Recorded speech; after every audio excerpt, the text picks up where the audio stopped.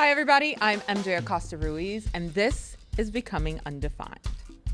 The word intersectionality is still really confusing to a lot of folks, but for those of us who navigate the world as multicultural with different gender identities or just existing in a space where you don't fit into one box that society has put you in, well, intersectionality is not just a concept, it is everything.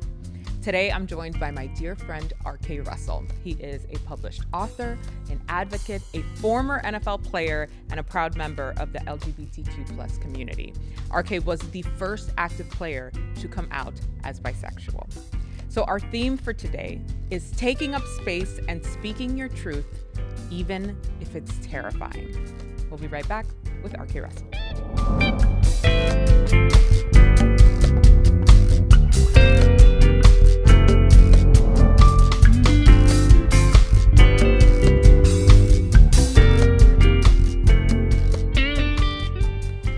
So I want to point you to the picture over here. You can go ahead and pick that up.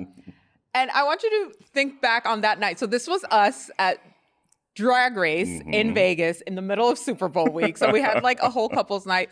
The gag with this is you guys were in cahoots with my husband, David, and our dear friends, Marcos and Dawn. I had no idea we were going to the drag show. And I was so excited. And then I get there and you guys are all there. It was like the perfect date night. But I love this photo and this moment of us with the queens at the end. But what do you remember about that night? Well, first of all, I'm a huge Drag Race fan. If I'm not watching football, I'm watching Drag Race. So just being super excited to meet the queens, of course, to have amazing company. Yeah. We've, like you said, done a lot of professional things, but it's good to just relax and enjoy. And what is more Super Bowl week, glad, pride than RuPaul's Drag Race? I'm like, this makes perfect sense in my mind. Yeah. But no, I remember, I know every catchphrase. Right. I know all the queens. Yeah. Derek Berry is a friend. She waved. Yeah. We were living our lives. Yes, yes. And I was just like, I don't want this to end. I didn't want it to end. The show was phenomenal, by the way. But I think for me, it was like the juxtaposition of us being in the middle of Super Bowl week. And then we're like, you know what? We're going to pop off and just go to like the drag show for a moment. And not just the drag, RuPaul's Drag Race. So it was such a... It felt really home-like, very comfortable to be there, and a breath of fresh air, to be honest, in the middle of like all of like the football talk. Yes. It can get a little pressure cooker. Just a little bit. Super Bowl week, there's a huge celebration, but it is also like two teams are coming together to be the champions, be the best in the world. All of these organizations are here to, get their message across, and all of that is super important. All that's super great, but also, what's great? Drag Race. And just letting your hair down, kicking back, and having a good time. It was such a good reset because it was like midweek too as well. And we had gone to the NFL and Glad gala event before that, which was phenomenal. Yeah. But I think you're right. Like that week, especially for us who are in the NFL ecosystem, it's amazing because it's like our busiest week, our most prominent week, but it's also so draining. Oh my gosh! Everybody's doing something. No, you have to be at all the places. 50-11 things every day. You have to be at the Apple Music thing. You have to be at the Spotify thing. You have to be at the Glad thing. Right. Of course, come to the Glad thing. Paramount was there. Content for Change. Like everyone is there. Everyone is excited. I'm an introvert naturally, so eventually I have to tap out. I'm like, okay, where's our hotel? The social battery has to like give up at some point. Yes. Yeah. And this was something that just refueled that battery. Yeah. And of course, hanging with you. I know that was a highlight for us too. I love that you mentioned that you're an introvert because I think for someone who's an author, an advocate, you do a lot of TV work. You were a public figure as a professional football player. I feel that because you're outputting so much all the time. Yeah. But for me, I get home and I'm like in a corner like a recluse. Like I don't want to do anything else. Is that how you feel too? I plan around when I need to be active, when I need to be visible, when I need to especially like take a more public stance on something. Yeah. My partner will tell you like there will be days leading up to maybe weeks, depending on what we're doing, where I'm not doing anything. Sure. Where I'm in solitude, I'm with him. I'm like, you can stay here if you're gonna chill, because he's a busybody too. But no, I do have to prepare because what I learned also from being a professional athlete is that burnout is real and it's not just physical. Yeah. You have to take your rest as seriously as you take your training, as seriously as you take performing on game day, as seriously as you take something like this, like advocating and speaking and putting yourself out there. Yeah. It's all very amazing. It's great to be vulnerable, but you also have to protect your energy, protect 100%. Your heart. You need it. You can't do the output if you don't have a full tank. No. And like, that's something I think we're all learning. Fill the tank, please, before you give to everybody else. But to your point, I remember our first virtual meeting because it was still in the middle of the pandemic, right? And we were doing this NFL Pride panel. Carl Nassib had just come out, and of course, you were really speaking your truth and your story. It's been like 4 years since that. Wow. And I feel like the world feels vastly different from then, especially now. How are you? I mean, quite candidly, how are you navigating living in America as a Black queer man? Ooh, right. The best I can. I will say that me personally, I think that there's so much strength and joy. I think there's so much strength in love and in community. And regardless of whether it is COVID years, regardless of whether there are Carl Nassib is playing and active and out, or right now there are no active men in any of the big major sports leagues, I'm going to have my peace and have my joy. Yeah. I deserve it. I've worked hard for it. And that is like my primary function because, like I said earlier, if I'm not taking care of me, I can't take care of anyone else. Right. So once I've established that, then it's like, okay, the work begins. How do we do cool things like these panels and Super Bowl week and like make advocacy something that's also like fun and exciting for people of color, for women, for queer people? Like, you and I sit at such a cool intersection where we also get to have fun. Like what we do can also be enjoyment and entertainment. I want to invite more people into that. Right. And that's just what these last 4 years. I know, isn't that crazy? 4 years, yeah. That's what these last 4 years have been about, and that's what I want them to continue to be. It simultaneously feels like it was just yesterday and also so long ago. 3 eons ago. But something that I've always admired about you, RK, is how you stand in your strength and your integrity. Thank you. And I was watching a clip where you were talking about your owning your public coming out story and how it was such a celebration because you had full control of that narrative. But as we know, that's not the case for so many. Yeah. What have you gleaned in hearing other people's stories and what they have also gone through and how it intersects with your own?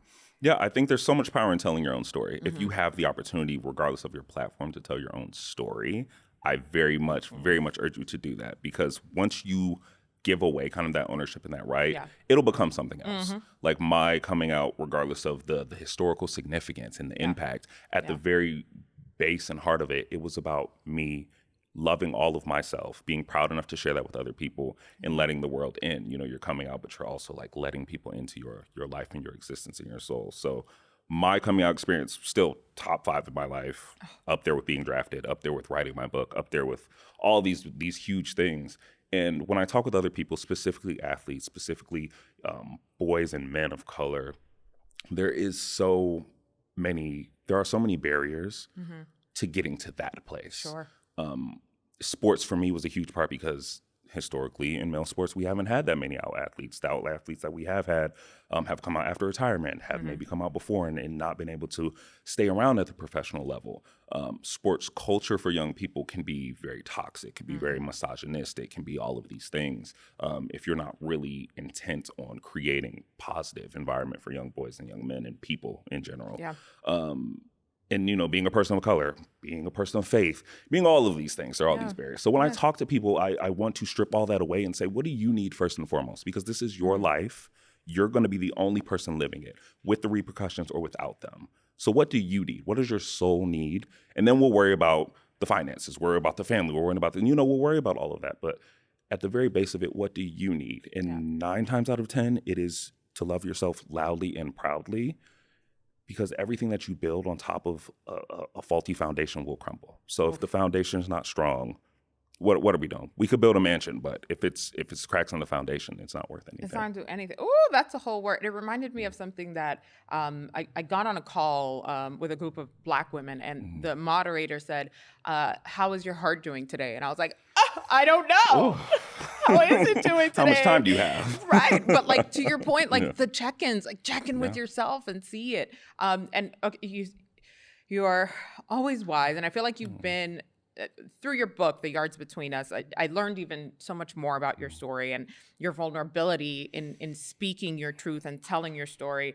And one of the things that you really spoke about very candidly was being bullied as a young boy who was much bigger than the other folks, right? So I would imagine some folks were like, wait a minute, how? But I think what I pulled from that was, to your point, your emotional and like mental state at that time put you more at risk for that bullying, to take that and what you were experiencing. When you think back, and now that your story is out there, what do you remember from that young boy, that young RK? Oh my gosh. Young RK was searching for love and validation in ways and places and forms that he was so unfamiliar with, right? Like, we only have our experiences, what at that time are none. We're children. And then the environments we've grown up in. For me, it was to a single mother. We did not have a lot of resources. When we moved to Texas, we didn't even have a lot of family. So I spent a lot of my young years alone and seeking some type of brotherhood, some type of family in and of a sense. And when you put yourself out there like that, and, kids can be also relentless, kids can also be just very unserious, and you get bullied, you are not only kind of being reinforced that like solitude is the baseline, you're also being reinforced that when you step out of that solitude, you're opening up yourself to attack, harm, to ridicule, all of these things. And mostly based on foundations that feel very harmful, that can be very harmful. How you look, how you speak, how you talk, it's all about not fitting in. So much about being a young person is wanting to fit into this idea that also doesn't exist, just to be very clear. The idea never it's just an idea. The practice is never as clear as the ideology. So I remember that being very young and just being alone and thinking, is my life going to be that? Like, is this what life is? And if so, do I want to partake in that? How do I get away from that? I think that's why, I know that's why when sport came into my life, and you go from being a young kid to a single mom, literally walking to and from school alone, because my mom worked 2-3 jobs to support me, to walking into a locker room with like 100 knuckleheads who know your name. Knuckleheads. At all levels, at every single level. And they know your name, and they celebrate you when you have success, and they pick you up when you fall down, and you have older people and mentors and coaches who are invested in your success. It might be on the field, but a lot of that in the school system trickles through, because you got to make certain grades, you got to show up.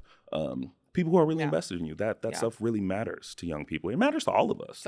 When people show up for me today, when I got your call to be here, I was like, oh, I feel seen.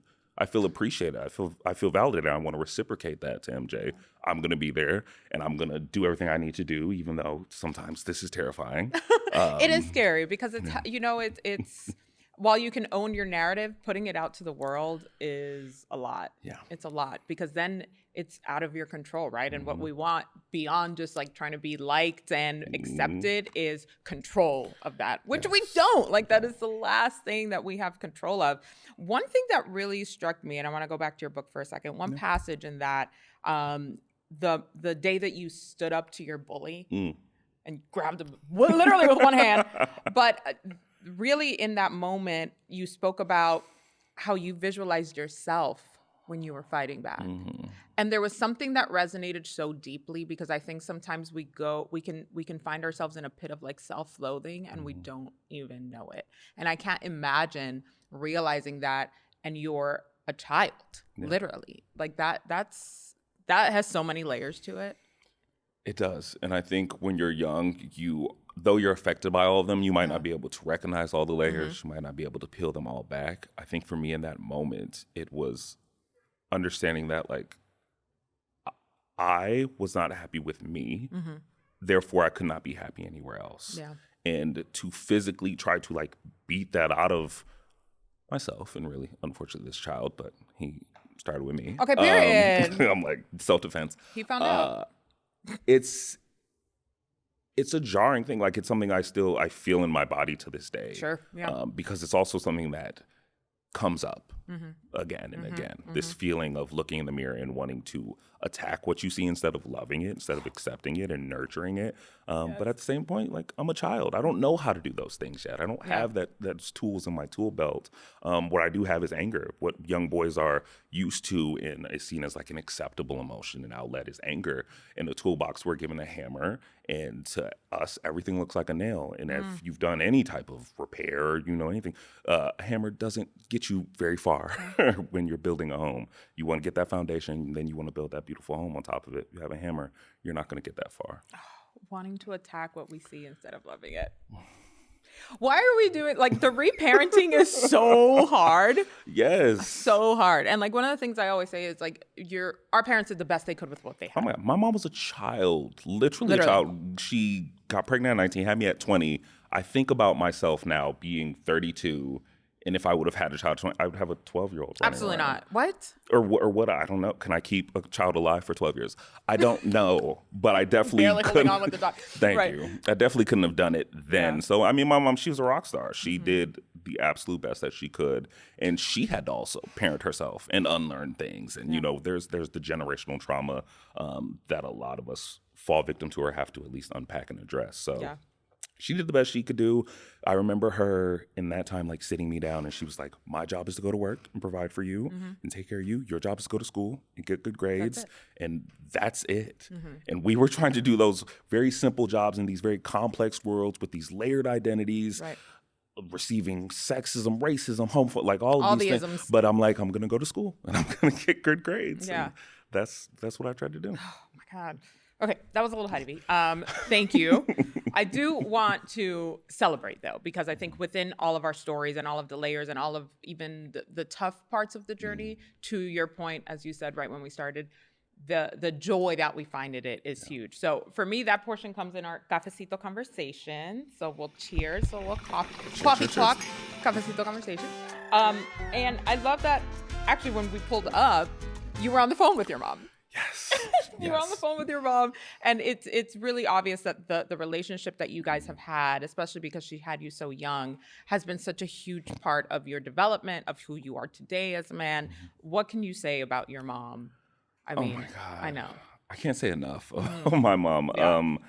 She is my best friend, and that is not due to a lack of parenting. That's actually a compliment of her parenting, is that she not only guided me and raised me and kept me safe and taught me, she loved me and she got to know me as a person, and she got to embrace and, like, support my personality, my interest, you know, in a way that wasn't invasive, in a way that treated me also with my own, like, autonomy. I also, you know, I have a Black mother who was raised by a Jamaican woman. So there was discipline and boundaries, and, you know, we had all of that as well. But I respect that. Like, she at the end of the day was like, I need to raise you so when you go out into the world, you will be safe.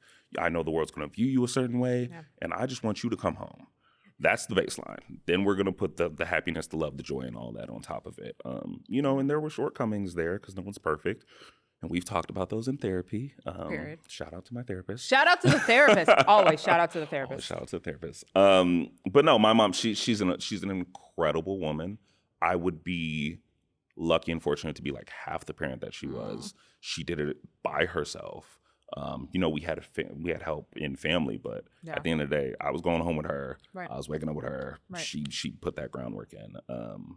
She's an incredible woman. I love that. I love that you also mentioned that you guys would go to Jamaica as often as you could, as a Caribbean girly. Love it. There's like this grounding that you get for me going back to the islands, right? Like it just smells different. It feels different. The air is different. The vibe is different. What do you remember from the summers that you spent in Jamaica? Well, first of all, I remember being in this place of, like, especially once I got to, like, you know, being a little more of like a teenager or preteen, a little older, and you become aware kind of your situation and other kids' situation. I'm like, okay, yeah, Johnny is letting me know that he has two parents dropping him off in this type of car, and I'm pulling up in this. And, you know, you start to become more aware of the socioeconomics of everything and all the different classes and things that you're affected by. And then I go to Jamaica, and, you know, I have friendship and I have kinship and I have family, and all these kids are loving me and supporting me. But it's also like you see people who are just happy, just have joy in being alive. And I think as a young person, especially here in the States, like, we need to tap into that more. Yep. I pray for, like, my nieces and nephews with, like, social media and doing all that, because there's such a disconnect. But there is such a joy in life that I think we lose as we get older. Yeah. And also just my situation is, you learn that, like, there's someone out there who always has it harder than you, And if they can laugh, if they can smile, and they can have fun, then what's stopping you? What's holding you back? Not to minimize anyone's struggles, because we all have them, but it's like you also have access to happiness and joy and resource and water and all these amazing things. To water. Yeah, water. Clean water. Clean water. It's what folks forget. I'd be remiss if we didn't talk about Corey. We love Corey. We love Bay. Love. And he'll so funny. This. I know. Right. How did you guys meet? Because you've been together several years now. And I love that you guys are, I feel like, such a good yin and yang. Because he's not an introvert. No. Quite the opposite. He's bouncing off the walls all the time. Yeah, a comedian, literally. So how did you guys meet and how did this come about? We go where everyone goes to find love, the dating apps. Period. There it is. I missed that whole trend, thank God. But even like your first date, like how did that come about? So we matched on the apps. It was very much like, okay, let's get out of here and get into the real world. Because even then I wasn't a big fan of the app scene. We went to a coffee where I swore he was going to stand me up because he had already ghosted me. Then I was like, well, let's just grab coffee. Corey, he was like, I don't drink coffee, which now that I understand his personality, his energy, he doesn't need coffee. But I was like, he's not going to show up. This isn't going to happen. He showed up. We were both in all black because that's how we do. That's what we do. And I just remember literally like trauma dumping for I would say at least 30 minutes. Like I'm telling him. Not on the first date. Oh my God. I was at this point too. I had just been in LA for like coming on a year. I had just, I had come out of injury from football. I had lost a best friend. My drinking at that time was way out of hand. I'm sober now 5 years. Thank God. Okay. Let's go. Thank you. And I just remember I was like, if we're going to do this, you need to just know. Like in my mind, I was like, you need to know. You need to know all the bad. Let's just get all the skeletons out the closet. Which could have been a second, third date thing, but risky move. I'm doing what I have to do. You know what? I respect it. And I just remember telling him, I'm like, I play in the NFL, but I can't come out. I'm bisexual. He told me he's sober. I'm like, I drink at the time. Is that a problem? I'm just telling him about, my dad not being in my life, all of this. I'm like really selling myself. In it. And I just remember him coming out of it. He's like, okay, so like, what do you like to do though? Like, let's talk about you now and not what you've been through. Wow. And I was like, okay. I was like, he's not running. This is a good sign. And he wants to get to know me. And I literally remember from that day, we stayed there for hours talking. I didn't want the date to end. We went back to his and kept talking. And from that moment on, we had been together pretty much every day for that whole summer. He tried to play a little hard to get. I was like, there's no point. Please be serious. He also lived close, which is rare in LA. So I was like, oh, you're around the corner. I'm here. You could very easily had a long distance relationship in LA, being in two different parts of the city. Literally that. It's like, where are you? Okay, I'll see you next in month. the valley. No, like it's a wrap. Yes. Yeah, it's a very LA thing, but y'all get it. Obsessed with this man, and luckily for me, the feeling was mutual. Yes, and here we are 5 years later. I love it, and like there's this like, as much as Corey is like sort of bouncing off the wall, what I noticed when the two of you are together, he's like so calm. Yeah, so calm. What do you feel he brings out of you? Oh my gosh, he keeps me on my toes and I keep him on the ground. It's literally that's it. that type of dynamic, because there's also been an awakening in him since we've come together. Same for me, I met him and then in 3 months came out. I cannot sit here and say that wouldn't have happened without his love and support and encouragement. And for him, I want to do the same. I want him to be as big as he can be. COVID for us, we got together in 2019. COVID happened 2020. We're in a crash course of a relationship at this point where it's like, okay, we're living together. It's just us. How are we going to do this? He took to social media. There's all this judgment of like, how do you look? How do you sound? There can be so much hate online. I'm like, just do what you want. Yeah. Have fun. Doesn't matter. Yeah. Go off. He went from TikTok, where he now has 2 million followers, Instagram 300,000, doing comedy around the country. It's incredible to see. He really inspires me. I love that. Y'all are so cute. Thank you. But to your point, like the two of you met and you had not publicly come out. That's huge. That's a big deal. Yeah. What were those conversations like as you were trying to navigate this space and he trying to support you in this? Yes.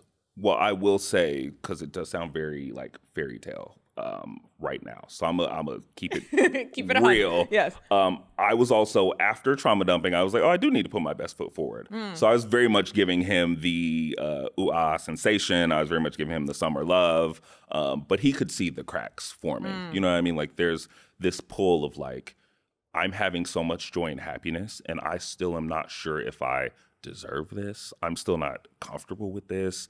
I'm still having my own internal battles with like who I am. And I'll say the love story was on nothing but an incline at that point. The life story was hills and valleys, hills and valleys, hills and valleys. So I got to a point where I had a tryout for the 49ers at the time. It was our first experience where we had to sit down and have the talk of like, okay, I go here, I make this team, I stay here. You know what I mean? Like a lot of people don't know that haven't like been with professional athletes or just been in this world or been an athlete themselves. If this happens, it happens now. Like tomorrow, you gotta literally leave. that. Like I got the call and I was like, I need you to drive me to the airport. And that was very much a wake-up call for us. He then got emotional, which was the first time at this point I'd seen that from him. So I was like, okay, he really likes me. I think he's in it. I was like, cool, he's about it. And I just remember like, we can make this work. And then feeling that distance, and I was like, this only works if I can love myself and come out, and not even just this relationship, but this life. I'm in a locker room where I should just be ecstatic about this opportunity, and I'm sitting here wagering parts of my identity, parts of my life, my relationships. Okay, if I get this, what do I have to give up? How long do I give it up for? What's like, there was so much mental gymnastics in a moment that should have been just about performing first and foremost, because you got to get the job, and then enjoying that opportunity. Right. And it was in that locker room where I was like, I want to come out because this is too exhausting. I've spent a life doing this. And before I was living in LA and in a relationship, in a loving, healthy relationship, the sacrifice was normal to me. I was that kid in the bathroom who was just like, this is what it is. I'm going to beat myself up on occasion, but like, this is my life. Is this forever? And in that locker room, I was like, no, it's not. It's not forever. You can see the other side. You just have to take those steps to get there. What was the reaction from like teammates and the guys around you? I got so much love. Like I'm proud to say that. I want more people to be able to say that. But the locker rooms that I've been in, first of all, it's how I showed up in those locker rooms, which is loving my teammates and supporting my brothers, knucklehead and all, you know. And it's about putting that time in. I think a lot of people talk about what sports are, what the dynamic is without actually being in those dynamics. And it can be. I've also been in bad locker rooms. But I got so much love. I got so much support. I got so many guys who were like, you know, we don't care. We just care about you. We just love you. Like, at the end of the day, you know, we're a family and families look different. We already had a lot of varied identities. This is just another thing that now you know about me and can allow you to get closer to me if that's what you want. So I got a lot of love. It's the internet, so I probably got a lot of hate, but I'll be honest, I didn't really see any of that. I filtered words beforehand, so tip to anyone on social media, filter those words, block those accounts, and focus on the love because there is so much love out there to be had. Yeah. I will say nothing about your answer surprises me because I've spent my career inside of these locker rooms, certainly in a different capacity, of course. But I think like one of the points of pride for me in my career has been forming relationships with players like yourself beyond the X's and O's and beyond just like the jersey and the helmet. And through the nuance of the conversations I've been able to have with these men, I'm like, I wish more people could see the depth. Not all of them, of course but I think the overwhelming majority, to your point, really see it as like, whatever, that's my dude, like that's my teammate, and there is this level of camaraderie. And even when we go back to the beginning of our conversation, you were the first out player to say this, right? Just like Carl. It's not to say that there aren't others, but it's kept so insular, so internal, and that speaks, I think, to the depth of the brotherhood, right? Because many folks could have easily outed a bunch of folks and didn't. Respected their choices, respected their lifestyle, respected them as a human being and a person. Again, this is not a blanket statement across the NFL, but I think people would be pleasantly surprised to see just how much love there really is there. So you're right. I think there should be more of those stories to come out for sure. Okay, I ask every guest this because we carry a lot. When you're navigating spaces where you're the first, where you're the only, where the space wasn't built for you, or just life, right? There are things we wish we could put down. So what would you put down if you could to lighten your load? Oh my gosh. I know. You're like, where do I start? Yeah, I'm like, which one first? Yeah, you could have sent me this one ahead of time. No, I love it. What would I put down? Honestly, this is gonna sound kind of like a cop out, but like just otherness in a sense. No, Like it's real. I don't want to walk into a space. I mean, even early on, which was viewed as a compliment, being in this body, people I walk in and they're like, "What do you play?" Which we can get there. That is a joy of my story. Yeah. But it's also like, how about my name? Right. How about, hey, who brought you here? Who do you know? Like more kind of communal or wanting to know me as like a person outside of who I come in and whose hand I'm holding, or what sport do I play, or the color of my skin. We're so used to quickly labeling and categorizing and putting people in boxes so that we maybe feel more comfortable, so that we maybe feel more at peace. A lot of that can be divisive for people, especially when it's coming from people outside of these communities. So I would like to walk into a place and just be me. I would like to walk into a coffee shop and someone asks me my name and we have just a genuine conversation. We could talk about weather. I do a lot of this as you do too. I could talk about weather. I could do shallow. Kiddie pools are nice as well. And they're so refreshing. Yeah, they're neat. Sometimes I just want to get my feet wet. I just want to do a little one too. That's it. So otherness, because it's also something where everyone feels it. Like regardless of who you are, you've been in a spot where you felt like, oh, I don't belong here. I'm the odd person out. Will anybody notice? Will anybody say anything? How long can I stay here before I'm found out? Otherness is something that is a plague also online. And for a lot of people, like I'm talking about going to a place.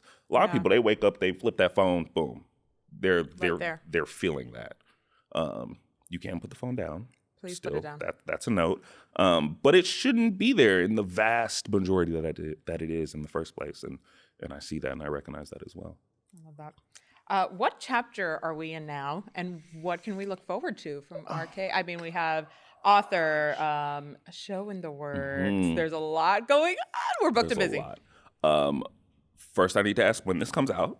Before no. We can keep it broad. I will continue to enjoy life loudly and proudly and encourage other people to advocate and create space for other people to do the same, and to be able to do the same. Yeah. For me, that looks like writing another book. I love writing. I really do enjoy it. It's something that I found my strength in. It's something I found my truest self in.